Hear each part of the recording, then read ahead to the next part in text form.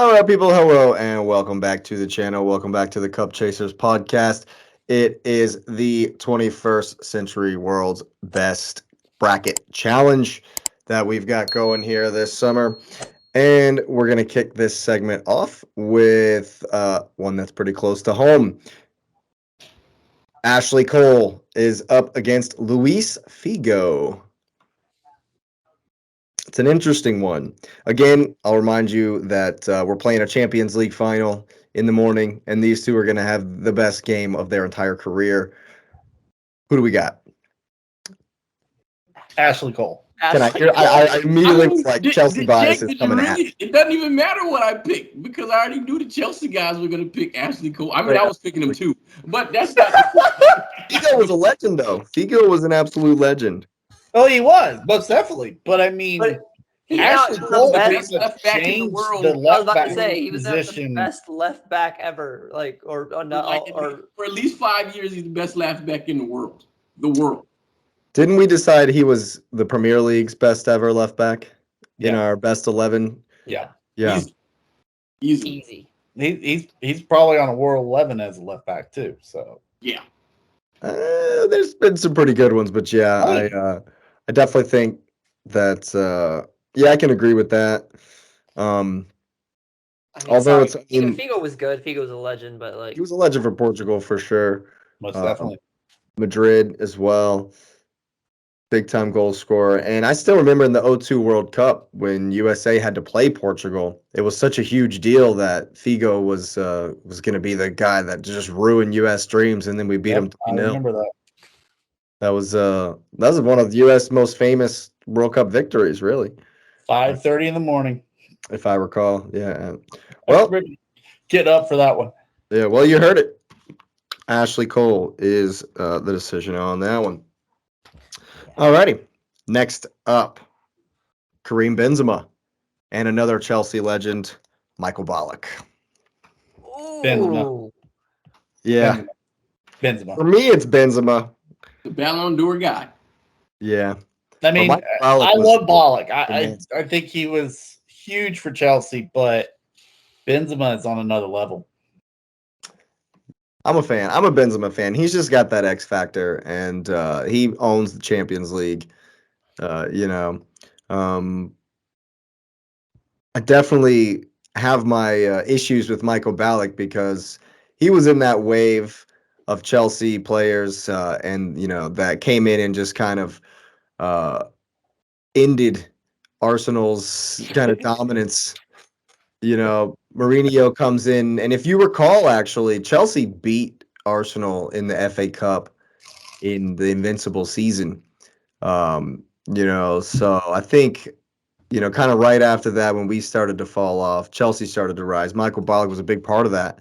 But German captain too. He had a really good national stat record, man. Even rankings, Benzema's a 3, and Ballack was a 14 as far as the matchups went. I mean, I just think you look at what Benzema's done for Real. I mean, he's going to go down as one of the, if not the greatest, one of the greatest strikers for Real. Ice in his veins on a final too. He's a dog, man. He's a big moment player. He really and what is. solidified him was when Ronaldo and Bale left, he still was doing it. Doing it. Absolutely. Yeah, that one's pretty unanimous. Pretty easy one there. Hard to let go of my boy though. Now I got one for you. The next one is going to be a bit tougher. Robert Lewandowski, Patrick Vieira. I'm going with my boy. Of course. Patrick Vieira, champion. Absolute champion. That's not to say Lewandowski didn't win things, but Vieira was a World Cup champion, Invincible, Premier League champion, FA Cup champion. Like he did it. And I'm a fan. I'm a huge fan. And yes, I am biased. You can. Yeah, I mean, I get that. But Vieira, I mean, it's a hard choice. Like, as much as I hate him, but Patrick Vieira had an amazing career. It's just Lewandowski scored what, 52? and 9 goals in one game or something. He's a like crazy, he's a crazy goal scorer for sure. I'll never He forget was part of a treble. the 5 goals he scored in that one game after coming on at halftime. Yeah. Yeah. He was part of a treble. He took Borussia Dortmund to a final. Mm-hmm. He made Poland formidable at the international level. If you needed a goal, you knew he was going to get it for you. Same token, Vieira was lockdown center. Lockdown. Yeah. Absolutely. I mean, it's like, but here's the thing: like strikers, I put Vieira. I don't know. That's again, Jake would argue that Vieira's in his top 5 center defensive midfielders of all time, and my Chelsea boys fit in mine over Vieira. I don't. It's tough. I'm pretty It's sure tough. Vieira's gonna win that battle, like overall, like with people voicing in. I think I just have a soft spot for Lewandowski, man. Like I really do. Love the way he scores goals. I think it's Vieira just because of how he affects the whole game.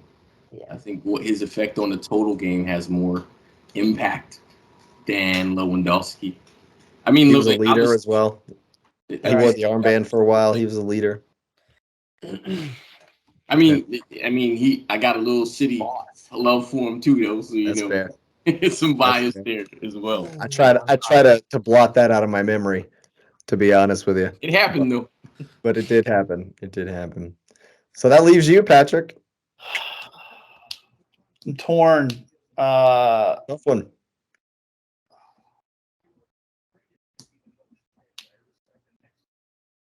We'll go Vieira.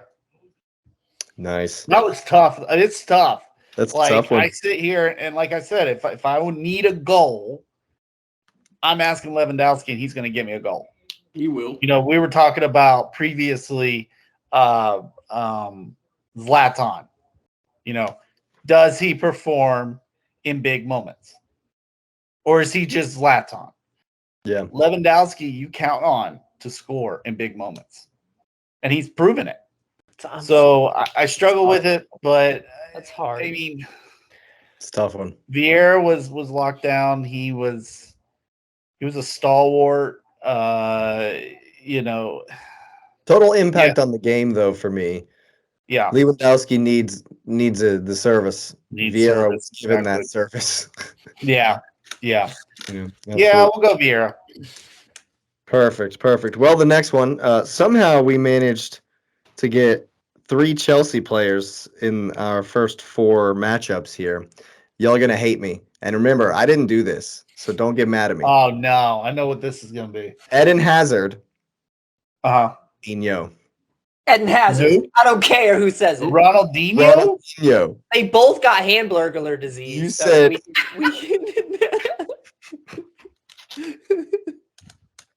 Well, Ronnie didn't get Hamburglar status until after he retired, though. Until he went to Milan. No. Ronaldinho was pretty thick. No, when he went and played in Brazil, like when he went back to play, he was. Yeah, well, that was after he was. At Flamengo. He was retired at that point. Yeah. I mean, if we're saying like Champions League final, because that's it, then I can't pick Hazard. I just can't. No. He didn't come through in the clutch when he needed to. Ronaldinho's always had a team around him too. He's always had a team. Ronaldinho theoretically revolutionized our modern game as well. Yeah, most definitely. His impact on the game of football overall, and the things he was able to do. That's why Messi looked so good when he was young, because he was just emulating and did it better than what Ronaldinho was showing him how to do, and the tricks and flicks and skills. Some might even argue with you on that. I'm not saying I would. I'm saying, although I'm a huge fan of Ronaldinho's, he's one of those players that he just makes you smile, man. Oh yeah, I love to see it. I didn't care who he played for. He just, I hate it for Eden. I love Hazard. He literally put us on his back and got us $100 million plus add-ons from Real and sat on it, and just like, he's a club legend, man. But Ronaldinho changed the game. And truthfully, he won a World Cup. He's won everything. And truthfully, Eden Hazard in 2018 was playing at a level that was world class. Yeah. That World Cup for him was incredible. But Ronaldinho changed the game. We were talking about previously, the greatest team, treble winning team of all time. And I kept on bringing up Johan Cruyff because he changed the game. Ronaldinho did that. How do you at least not give him the respect to say, yeah, Hazard was great? Because he was. I mean, like X said, he put Chelsea on his back. What he did for Belgium in 2018 was incredible. But it's nothing compared to what Ronaldinho made the number 10. Like, he made that position. That cam position was just Ronaldinho's bread and butter, man. I feel like Hazard's time at Madrid has kind of been a detriment to his career. Yeah, I agree completely. Kind of tarnished his legacy a little bit. Had he went to Madrid and did the same thing he did at Chelsea, scored 30 goals a season, cut on the inside, that injury, and he was notorious for not having a work ethic, like, regardless. An injury that requires massive physical therapy, downtime, all this work that it takes to get back. He's not the players that have played with him said he was magic. He's all talent. The man would literally play video games all night, come out there, didn't want to show up for practice, jog around, but then scores 3 goals. A true Maradona. Yeah, yeah.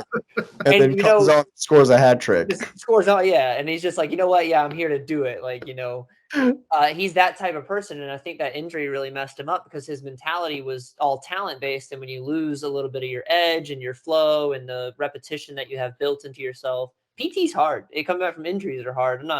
But yes, it's tarnished that because he wasn't trying to get back into prime shape. He was just like, I'm at Madrid, I'm collecting a paycheck, I'm eating hamburgers, we're good. And what's more confusing about it is he was the most foul player in the Premier League for like 4 years in a row.